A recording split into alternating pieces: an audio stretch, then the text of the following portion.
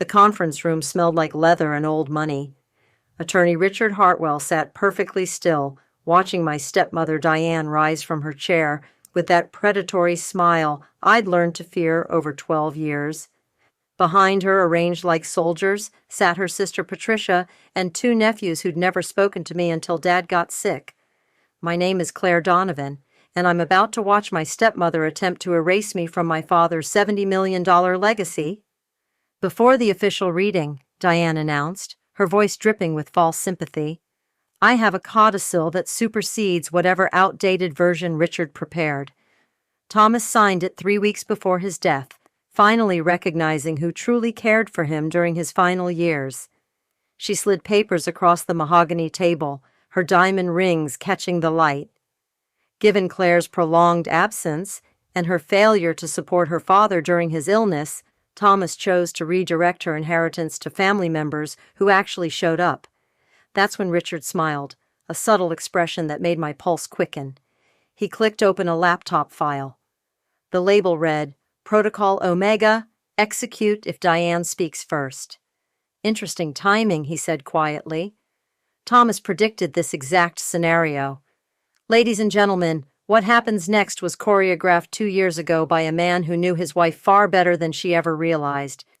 My father, Thomas Donovan, built Apex Systems from nothing, a cybersecurity empire that protected half of Silicon Valley's most sensitive data. By the time I was born, he'd already made his first 100 million. My mother, Catherine, died when I was 8, a brain aneurysm that took her in minutes. No warning, no goodbye, just gone. The house on Pacific Heights became a mausoleum after that. Dad worked 18-hour days, burying his grief in code and contracts. I learned early that loneliness was just another room in our mansion. Diane appeared 2 years later at a tech conference in Palo Alto. She was 35 to Dad's 52, a marketing consultant with perfect teeth and an impressive ability to make powerful men feel understood. She moved in 6 months after their first date, bringing her sister Patricia as a permanent houseguest and a mission to modernize our home. I was 10 when Mom's garden was replaced with a Zen meditation space. 11 when her piano disappeared from the music room, sold to make space for Diane's home gym. 12 when the family portraits came down, replaced by abstract art that Diane said better reflected our forward-thinking values. But the real erasure was more subtle, more calculated. Dad's in Tokyo for the week, Diane would explain when I asked to see him. The time difference makes calls difficult. Your father has dinner with the Apex board tonight. Perhaps you could see him this weekend. This weekend became next weekend, which became maybe next month. My 14th birthday dinner was canceled because Dad had a migraine. Diane brought me cupcakes from the bakery, her expression carefully sympathetic. He feels terrible, sweetheart, but you understand how demanding his work is. I found out later he'd been at a charity gala with Diane that same night, smiling for photographers, completely unaware I'd been waiting at a restaurant table for an hour. High school became a series of events Dad never attended. Debate team finals. Diane said he was in Singapore. Graduation, stuck in Seattle with server issues. When I got into Stanford with a full academic scholarship, the congratulations came via text, followed by a card with Diane's handwriting. College was my escape. 4 years in Palo Alto, where I could pretend the distance was geographic rather than orchestrated. I studied computer science, following Dad's footsteps, hoping somehow it would build a bridge between us. But every attempt to connect ran into Diane's carefully constructed barriers. Your father's recovering from a procedure, she'd say when I tried to visit. The doctors want minimal stress. Thomas is in meetings all weekend. Perhaps you could email him your thoughts. The emails went unanswered, later explained as technical difficulties with his account. After graduation, I took a position at Sentinel Tech, a competitor to Apex, deliberately avoiding any appearance of nepotism. I wanted to succeed on my own merit, wanted Dad to be proud of the daughter who didn't need his name to build a career. I climbed to senior security architect by 26, creating encryption protocols that earned industry recognition. Articles mentioned my work without once connecting me to Thomas Donovan. I'd succeeded in becoming invisible, which was exactly what Diane wanted. The diagnosis came 14 months ago, stage 4 pancreatic cancer, aggressive and advanced. I learned about it from a former Apex employee who assumed I knew, seemed shocked when I didn't. By the time I broke through Diane's defenses and got to the hospital, Dad had already been through 2 rounds of chemotherapy. He looked smaller than I remembered, his 64 years suddenly visible in the gray of his skin and the shake in his hands. "Claire," he'd whispered, reaching for me, "I've missed you so much." Before I could respond, Diane appeared in the doorway with a nurse. "Thomas needs his rest," she said firmly. "The treatment makes him confused and agitated. Too many visitors will compromise his recovery." I visited 4 more times over the next 6 months. Each time, Diane had a reason why it needed to be brief. The medication schedule, doctor's orders, his fragile mental state. Meanwhile, her family maintained constant vigil, posting photos on social media showing their devotion, their sacrifice, their love for a man they'd known barely a decade. The last time I saw Dad alive was 3 weeks before he died. I'd shown up unannounced, refusing to be turned away. He was in his study at home, surrounded by laptops and legal documents, looking more alert than I'd seen him in months. "Sweetheart," he'd said, and something in his voice made me pause. "There's so much I need to tell you, but not yet. Soon. You have to trust that I've been protecting you." "Protecting me from what?" I'd asked, but Diane had appeared with his medications, her smile tight. "Thomas, you're supposed to be resting, not working. And Claire, darling, unexpected visits are so disruptive to his routine." Dad had pressed something into my palm as Diane ushered me out, a business card for Richard Hartwell with a handwritten note on the back. "Trust him completely. Tell no one." The funeral was orchestrated by Diane with the precision of a product launch. 200 mourners, mostly Apex executives and tech industry leaders. The eulogy was delivered by Diane's nephew Marcus, who'd known Dad for maybe 5 years and spoke about his generous spirit and loving nature as if he'd had any real insight into Thomas Donovan's actual character. I sat in the front row, surrounded by Diane's family, feeling like an intruder at my own father's funeral. Patricia kept patting my hand with false sympathy, while Diane accepted condolences with perfect composure, the grieving widow in black Armani. At the reception, I overheard Diane talking to the Apex board chairman. "Thomas made provisions for the company's transition," she was saying. "He trusted me to oversee his vision moving forward. It was the first time I understood she wasn't just erasing me from Dad's personal life. She intended to take control of everything he'd built." Now, 5 days after we'd buried Thomas Donovan in Cypress Lawn Cemetery, I sat in Richard Hartwell's conference room watching Diane present her fraudulent codicil. The recording system blinked red, capturing every word. Richard examined the papers with professional detachment, his expression revealing nothing behind wire-rimmed glasses. "This codicil is dated September 8th, he said calmly. "That's interesting because Thomas was admitted to Stanford Medical Center that day for emergency treatment. He was under sedation from 9 a.m. until the following morning." Diane's smile faltered microscopically.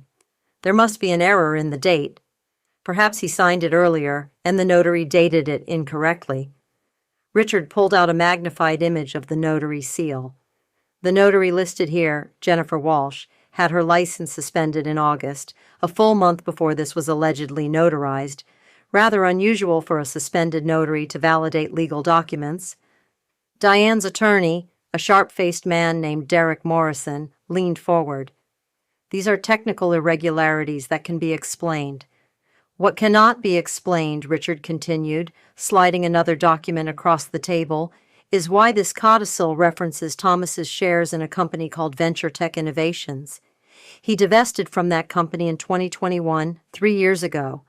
Quite difficult to bequeath assets one no longer owns." The room temperature seemed to drop 10 degrees. I watched Diane's carefully maintained, composure begin to crack, tiny fissures appearing in her foundation. "But let's address the real issue," Richard said, his tone remaining professionally neutral. "This codicil, even if it were authentic, which it clearly is not, would be completely irrelevant." Thomas executed a comprehensive estate plan on July 15th, properly witnessed, video recorded, and filed with the court. He opened his laptop, turning the screen so we could all see the file directory. Hundreds of documents, all meticulously dated and organized.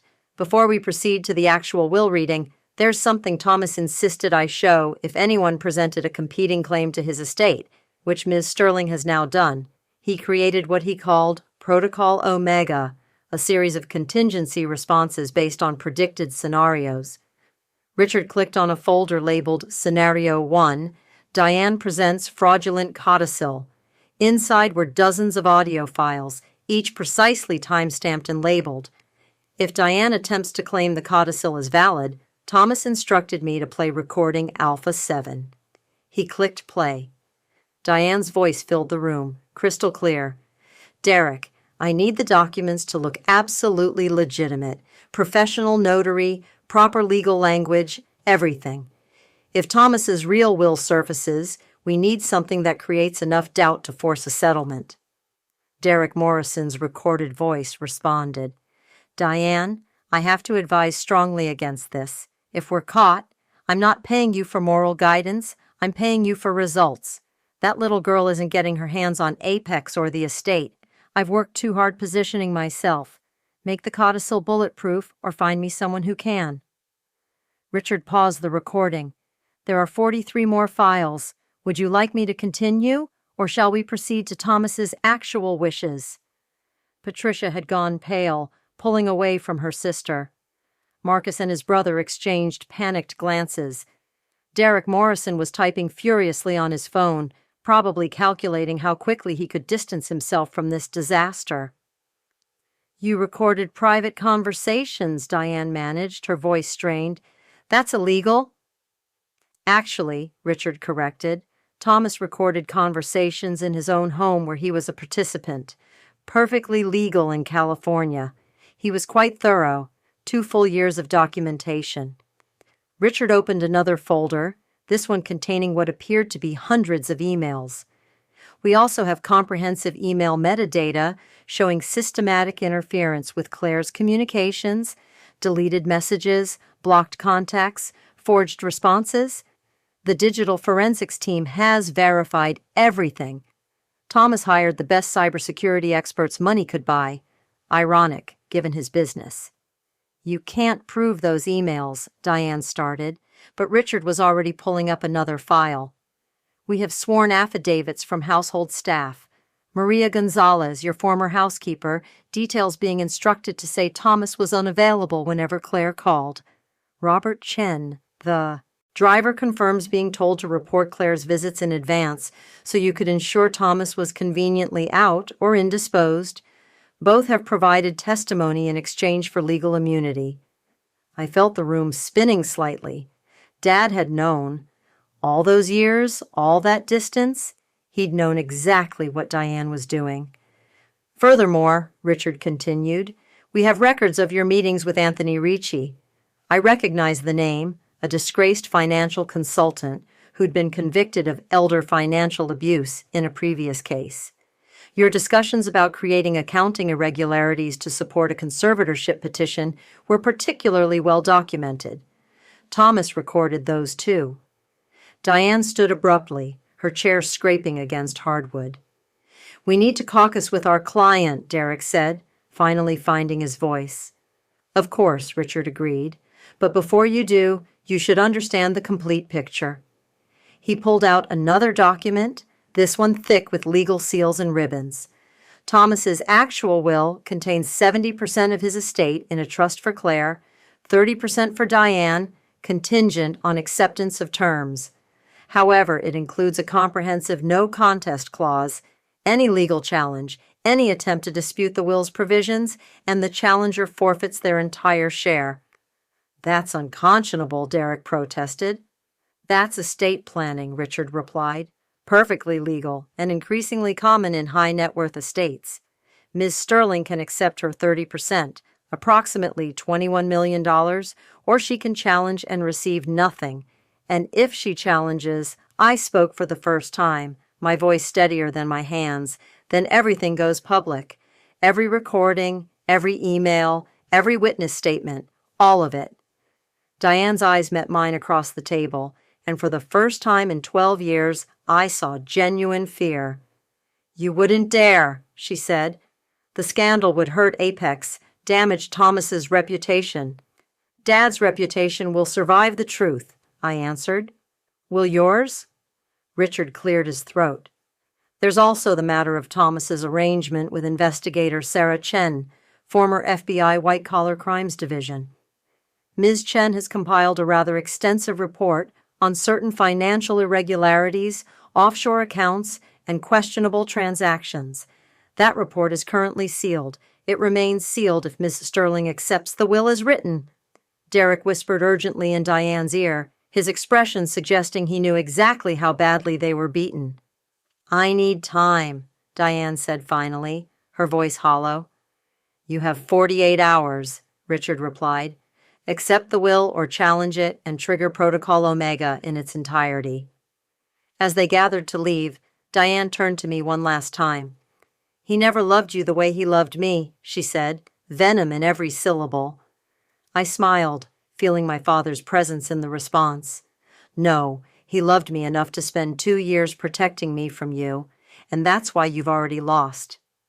They left in silence, Derek already making calls, Patricia looking devastated, the nephews understanding their windfall had evaporated.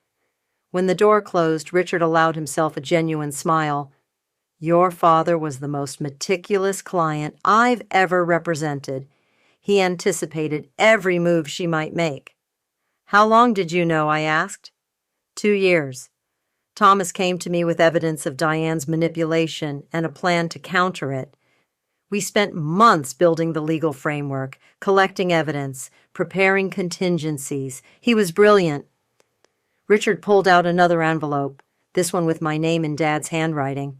"He wanted you to have this after Diane made her choice, but I think you should read it now." Inside was a letter, dated 6 months before Dad died. "My dearest Claire, if you're reading this, then the plan is working. Diane has presented her fraudulent codicil, and Richard has begun revealing the truth. I need you to know I never stopped fighting for you, even when it looked like I'd given up. Every missed call you made that I supposedly ignored, I heard on a second phone Diane didn't know about. Every birthday card she claimed never reached me, I have in a storage unit. Every lie she told to keep us apart, I documented. I let her think she'd won because fighting her openly would have meant war, and war would have damaged you. So instead, I built you a fortress, brick by brick, evidence by evidence. The trust is designed to protect you from her forever. Accept it, Claire. Take back everything she tried to steal. The house, the company, the life we should have had. I'm sorry I couldn't be stronger while I lived, but perhaps from death I can give you justice and peace. All my love, always. Dad. Postscript. Check storage unit 214 at Pacific Secure Storage. The code is your mother's birthday. I kept everything that mattered. The letter blurred through my tears. Richard handed me tissues, waited patiently. "There's one more thing," he said gently. "Thomas left a video message to be played only after you read that letter." He turned his laptop toward me and clicked play. Dad's face appeared, gaunt from illness, but eyes sharp and focused. "Hello, sweetheart," his recorded voice said. "If you're watching this, then you know the truth now. I was never absent by choice. Every missed moment was Diane's manipulation, and every manipulation I documented. I stayed because leaving would have meant she'd escalate, hurt you worse, destroy your career like she threatened. So I played weak, played oblivious, while building the evidence that would trap her." The video showed him leaning forward slightly. "You're going to do amazing things with Apex, Claire. I've kept the right people in place, waiting for real leadership. Trust Emily Vasquez in operations, Jonathan Park, in development. They stayed loyal despite Diane's attempts to push them out. But more than the company, I want you to have peace. The investigations will continue monitoring Diane for 5 years, ensuring she never returns to hurt you. Live freely, baby girl. Be everything she tried to prevent you from becoming. His image smiled, and I saw myself in his expression. Your mother would be so proud of the woman you've become. I am too. I love you, Claire. I always have. The video ended. Outside, the San Francisco fog was rolling in, obscuring the city in gray. Somewhere out there, Diane was discovering the full scope of Dad's strategy, realizing she'd been outmaneuvered by a dying man she'd underestimated. 48 hours until her decision, but Richard and I both knew what she'd choose. 21 million in exile, or nothing, and complete destruction. For someone who'd spent 12 years valuing money over everything, it wasn't really a choice at all. The call came 36 hours later, earlier than Richard had predicted. Derek Morrison's voice carried the flat tone of a lawyer delivering bad news to his own client. Miss Sterling wishes to discuss terms, he said, without preamble. The terms are non-negotiable, Richard replied, his voice carrying through the speakerphone in his office. 30%, the no contest clause, and complete separation from Claire and Apex Systems. My client has concerns about the characterization of certain evidence. Your client, Richard interrupted smoothly, should be more concerned about the federal wire fraud charges Sarah Chen's investigation has uncovered. The charity embezzlement alone carries a 20-year maximum sentence. There was silence on the line, broken only by muffled conversation in the background. We'll be there in 2 hours, Derek said finally. The second meeting had none of the theatrical confidence of Diane's first appearance. She entered Richard's conference room looking diminished, her designer armor intact but her eyes carrying a hunted expression. Patricia wasn't with her this time, apparently having abandoned ship. Only Derek remained, carrying a briefcase that seemed heavier than it should. Before we begin, Richard said, there are additional items Thomas instructed me to present if Diane requested negotiations. He opened a folder marked Protocol Omega Phase 2.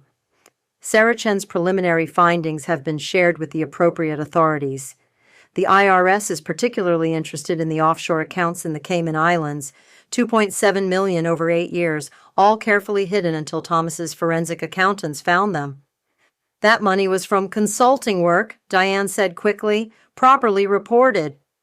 The bank records suggest otherwise, Richard replied. Transfers coinciding with Apex contract signings, payments routed through shell corporations, classic money laundering patterns. Sarah has documented everything. He slid a summary report across the table, pages dense with financial data and timeline correlations.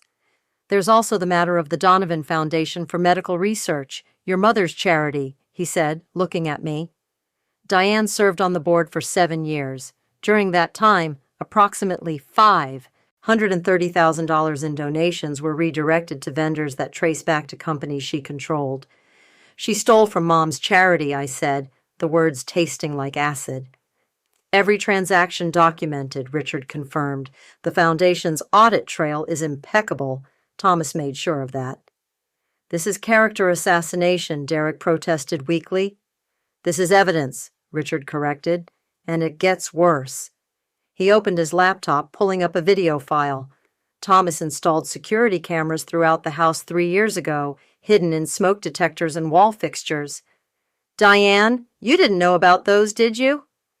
The video showed Diane in Dad's home office at 2 a.m, accessing his computer, photographing documents, going through files with methodical precision. The timestamp was from 14 months ago, shortly after Dad's diagnosis. What were you looking for? Richard asked conversationally. His updated will? Evidence of assets you could hide? The color had drained from Diane's face. She looked like a cornered animal, calculating escape routes that didn't exist. There's more footage, Richard continued. You meeting with Anthony Ricci at the Fairmont Hotel, discussing plans to have Thomas declared incompetent. You instructing Maria to destroy Claire's letters. You replacing Thomas's medication with higher doses to increase his confusion. Each action is a separate crime, Diane. Elder abuse, fraud, forgery, embezzlement, conspiracy. Sarah Chen estimates you're looking at 40 to 60 years across all charges if prosecuted fully. Stop, Diane whispered. Just stop. Richard closed his laptop with deliberate care. Thomas gave you an out, Diane. A generous one, considering what you've done. $21 million, no criminal charges, no public exposure. All you have to do is accept the will, sign the agreements, and disappear. And if I don't, her voice was barely audible. Then Protocol Omega executes fully, Richard said. Every piece of evidence goes to law enforcement, the media, professional organizations. Sarah has prepared a comprehensive press release. The domain is registered, the website built. One click and it goes live, complete with audio files, video footage, financial documents, witness testimonies. Your life as you know it ends. Derek leaned over, whispering urgently to Diane. She shook her head, whispered back, a frantic negotiation between attorney and client playing out in hisses and sharp gestures. I want assurances, Diane said finally. How do I know the evidence stays sealed? Richard produced a legal document, sliding it across the table. The trust agreement includes strict confidentiality provisions. All evidence remains sealed in perpetuity as long as you comply with terms. Any release by the trust without cause results in significant financial penalties payable to you. It's a binding contract. What constitutes compliance? Derek asked, his pen poised over a legal pad. Simple terms, Richard enumerated. Accept the 30% distribution as specified. No legal challenges to the will or trust. No contact with Claire, direct or indirect, for a minimum of 5 years. No interference with Apex Systems operations or personnel. Physical relocation outside California within 90 days. Any violation triggers immediate forfeiture of remaining distributions and releases all evidence to authorities. That's exile, Diane said bitterly. That's consequence, I replied. 12 years of manipulation, isolation, and theft. You're getting $21 million and freedom from prosecution. Most criminals would call that winning the lottery. I want it in a lump sum, Diane tried. The vesting schedule is non-negotiable, Richard said. $4.2 million per year for 5 years, conditional on continued compliance. It incentivizes good behavior. What about Apex? Diane asked. I have relationships there, professional standing. You have nothing there, I corrected. The board meeting is next week. With my 70% controlling interest and enhanced voting rights, I'll be assuming the CEO position. Your access to Apex facilities, personnel, and information is terminated effective immediately. You built that company with Thomas, Diane protested. My father built that company, I said. You were set dressing. He kept around out of misplaced loyalty. Now you're being removed. Richard cleared his throat. There's one final requirement Thomas insisted upon. He pulled out another document. Before acceptance is finalized, you must provide a comprehensive written statement acknowledging the actions documented in our evidence. This statement will be sealed with everything else, released only if you violate the terms. You want a confession, Derek said flatly. I can't advise my client to incriminate herself. It's already written, Richard replied, producing a typed document. Thomas drafted it based on the evidence. All Diane has to do is sign and date it. Refusal means we proceed immediately to full evidence release and criminal referrals. He slid the confession across the table. I watched Diane read it, seeing her face cycle through anger, fear, and resignation. 3 pages detailing every crime, every manipulation, every theft. Her entire 12-year campaign against me, reduced to legal language and factual admissions. This is coercion, she whispered. This is accountability, Richard said. You have 2 choices, Diane. Sign this and accept $21 million in exile, or refuse and face federal prosecution, civil suits, and complete financial ruin. Thomas built this decision tree specifically for you, knowing exactly how you'd react at each stage. He was always 10 steps ahead. The conference room fell silent except for the hum of the air conditioning and the distant sound of San Francisco traffic 18 floors below.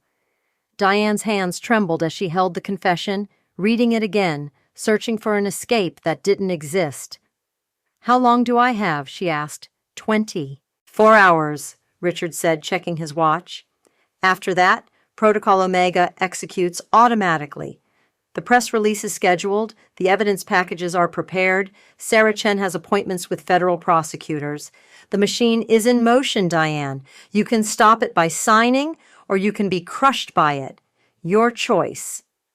She looked at me then, really looked at me for the first time since this began. I saw something in her expression that might have been regret, or possibly just fear of consequences.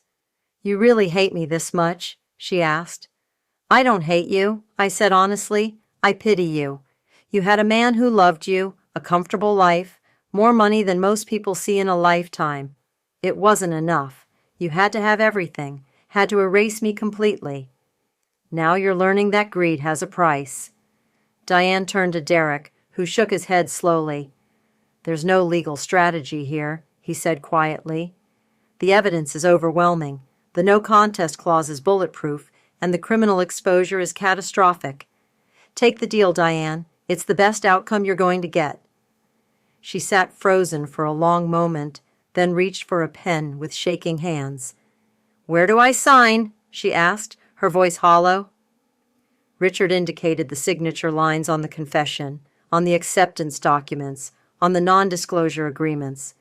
One by one, Diane Sterling signed away her claim to my father's legacy, admitted to her crimes, and accepted exile with a fortune that would feel like poverty compared to what she'd tried to steal. The notary witnessed each signature, stamping documents with official seals. Richard's associates made copies, building a redundant paper trail that would survive any future challenge. When it was done, Diane sat motionless, staring at her hands as if they belonged to someone else. "The house on Pacific Heights," Richard said, reviewing a checklist. "You have 72 hours to vacate.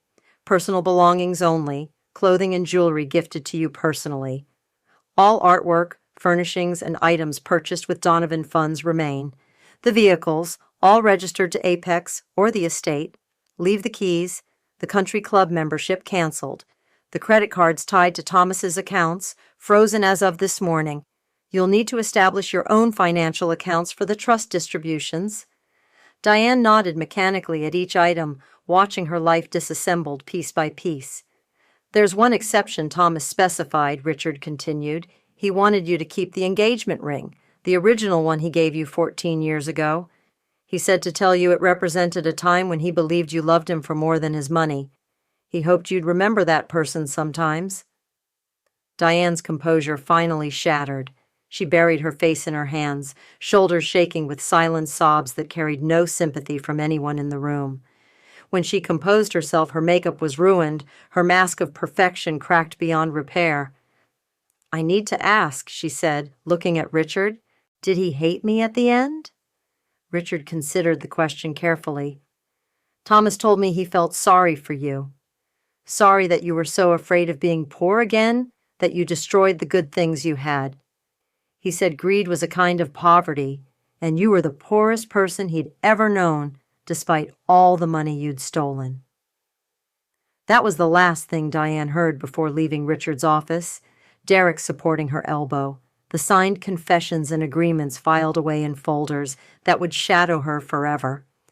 When they were gone, Richard opened his desk drawer and pulled out a thumb drive. "Thomas left this for you," he said. "It's labeled, 'For Claire,' after Diane signs." I plugged it into his laptop, watching files populate the screen. Videos, documents, photos, a complete archive of everything Dad had kept hidden. The first video was dated 2 years ago, shortly after his diagnosis. He looked healthier than I'd seen him in the hospital, determined and focused. "Hello, sweetheart," his recorded voice began. "If you're watching this, then Diane has signed the confession and accepted her exile. Justice has been served, and you're finally free. I want to explain why I chose this path instead of fighting her openly while I lived." The video showed him pulling out documents, evidence he'd already begun collecting. "Diane threatened to destroy your career at Sentinel," he explained. "She showed me how easily she could plant evidence of IP theft, spread rumors about your ethics, use her connections to blacklist you in the industry. She knew my weakness was you, Claire. She knew I'd endure anything to protect you. So I endured and I planned. Every humiliation I accepted, every isolation I allowed, it all went into building your fortress." He leaned closer to the camera. "The company is yours now, truly yours. I've structured the shares so you have unbreakable control. The board knows you're taking over. The key executives are ready to support you. Sarah Vasquez has been running operations exactly as I taught her, waiting for you to claim your position. Jonathan Park has protected the development pipeline from Diane's interference. They're good people, Claire. Trust them." The next video was from 6 months later, Dad looking more tired but still sharp. "I've been thinking about what kind of man lets his wife abuse him for years without fighting back," he said. "I don't want you to see me as weak, Claire. I want you to understand this was strategy, not surrender. Diane was a cancer, just like the one in my pancreas. You don't fight cancer with anger. You fight it with precision, patience, and the best weapons money can buy. I had the best investigator, the best lawyer, the best forensic accountants. I turned my own suffering into evidence, my isolation into opportunity. Every crime she committed, I documented. Every lie she told, I recorded. She thought she was winning, but she was actually building her own prison. There were dozens more videos, a chronicle of Dad's 2-year mission to protect me.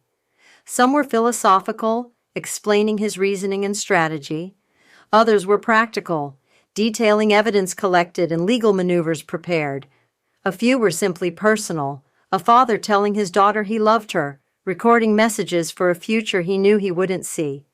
The last video was dated 1 week before he died.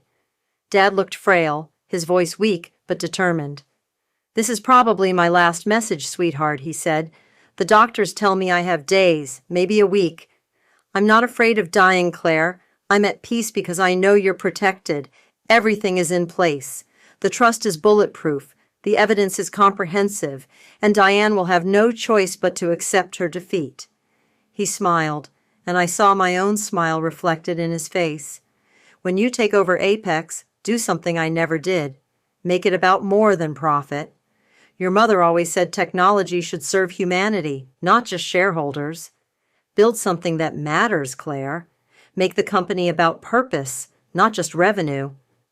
I wiped tears from my face, watching him struggle to sit up straighter. "There's a storage unit at Pacific Secure Storage, Unit 214. The code is 0315, your mother's birthday. Inside you'll find everything Diane tried to erase. Your mother's piano, the family photos, her jewelry, letters she wrote before she died. I saved it all, kept it safe for you. Bring it home, Claire. Fill that house with life again." His image reached toward the camera as if he could touch me across time and death. "I love you, baby girl. I'm so proud of you. Be happy, be free, be everything Diane tried to prevent you from becoming. Your mother and I are together again, and we're both watching over you." The video ended, leaving me staring at a frozen image of my father's face, a man who'd spent his final years being systematically abused so he could build an unbreakable defense for his daughter. Richard gave me privacy, stepping out of his office while I processed everything. When I finally composed myself, he returned with coffee and a folder. "The board meeting is scheduled for Monday," he said. "Emily Vasquez has prepared a transition briefing. The executive team is ready to meet with you whenever you're comfortable." "What about Diane's influence at Apex?" I asked. "Did she have allies there?" "Thomas anticipated that," Richard said. "Anyone who demonstrated loyalty to Diane over the company has already been offered generous severance packages contingent on departure within 60 days. Emily has the list. Your father cleaned house before he died, ensuring you'd inherit a company ready for new leadership." I thought about the mansion on Pacific Heights, empty now except for ghosts and memories. Tomorrow, I'd go to the storage unit, reclaim everything Mom had left behind. Next week, I'd walk into Apex as its new CEO, the daughter who'd succeeded without her father's name finally claiming her inheritance.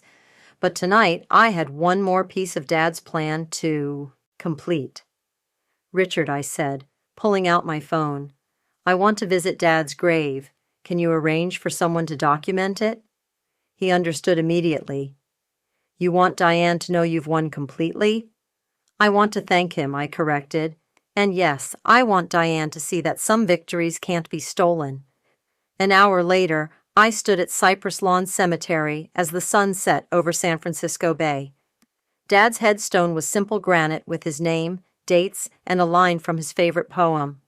"Do not go gentle into that good night."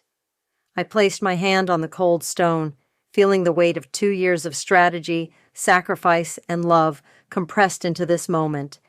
"You won, Dad," I said aloud. "Every move she made, you'd predicted. Every crime she committed, you documented. She thought she was controlling you, but you were building the perfect trap." A photographer I'd hired stood at a respectful distance, capturing the moment. These photos would be sent to Sarah Chen, added to the permanent record, proof that Thomas Donovan's daughter had survived and triumphed. I pulled out the letter Dad had written, reading it aloud at his grave. When I finished, I folded it carefully and placed it back in my pocket. Tomorrow I'd frame it, hang it in my new office at Apex, a reminder of the price of justice and the power of patient love. "Thank you for protecting me," I whispered. "Thank you for never giving up, even when it looked like you had. Thank you for loving me enough to endure hell so I could have heaven. I promise I'll make you proud, Dad. I'll build something that matters, something Mom would have loved. Apex won't just be about security and profit anymore. It'll be about protecting people the way you protected me." As I walked back to my car, my phone buzzed with a message from Richard. "Diane departed San Francisco 2 hours ago. Destination unknown. First trust distribution will be wired to her account tomorrow. Monitoring protocol active." "She's gone," I typed back. "Finally, completely gone." "Not gone," Richard replied. "Exiled. There's a difference. She'll spend the next 5 years looking over her shoulder, wondering if she's violated terms, waiting for evidence to be released. Your father gave her wealth and fear in equal measure." The drive back to Pacific Heights took me through the city Dad had loved, the place he'd built his empire and raised his daughter. Tomorrow movers would bring Mom's things home. Next week I'd transform Apex. Next month I'd establish the Catherine Donovan Memorial Fund for pancreatic cancer research. But tonight I'd sleep in my childhood home for the first time in 12 years, in a house finally free of Diane's presence, finally returned to its rightful owner. I pulled into the circular driveway, looking up at the Victorian mansion that had been built by my great-grandfather, expanded by my grandfather, and nearly lost to a woman who'd valued it only for its price tag. Inside, I walked through empty rooms that echoed with possibility. In the living room, where Mom's piano would soon return, in the study where Dad's model ships had once lined the shelves, in the kitchen where family dinners had stopped 12 years ago. I climbed to my old bedroom, found it stripped of Diane's redesign, bare walls waiting for new memories. From the window, I could see the Golden Gate Bridge, lights beginning to sparkle as darkness fell.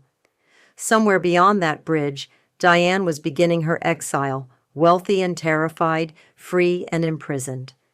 Dad had given her exactly what she deserved, not revenge, but consequence, not destruction, but accountability. My phone buzzed again, this time a message from Emily Vasquez at Apex. "The team is excited to meet you Monday. Your father talked about you constantly, told us stories about your achievements, showed us your published security papers. He was so proud, Claire. We can't wait to see what you'll build." I smiled, feeling Dad's presence in the empty house, in the company waiting for leadership. In the future, he'd spent 2 years constructing with legal documents and evidence files. Thomas Donovan had fought his final battle from a hospital bed in a lawyer's office. using patience and documentation instead of confrontation and anger. He'd turned his own suffering into my shield, his death into my freedom. The greatest gift a father could give. Tomorrow would bring challenges, running a billion-dollar company, navigating corporate politics, building the legacy Dad had envisioned. But tonight was for gratitude and peace, for understanding that love isn't always loud or obvious. Sometimes it's quiet and strategic, working in shadows to build fortresses in light. I raised an imaginary glass to the empty room, toasting the father who'd never stopped fighting and the stepmother who'd finally learned that some people can't be erased. "Welcome home, Dad," I whispered to the walls that remembered us both. We won. Checkmate. The end.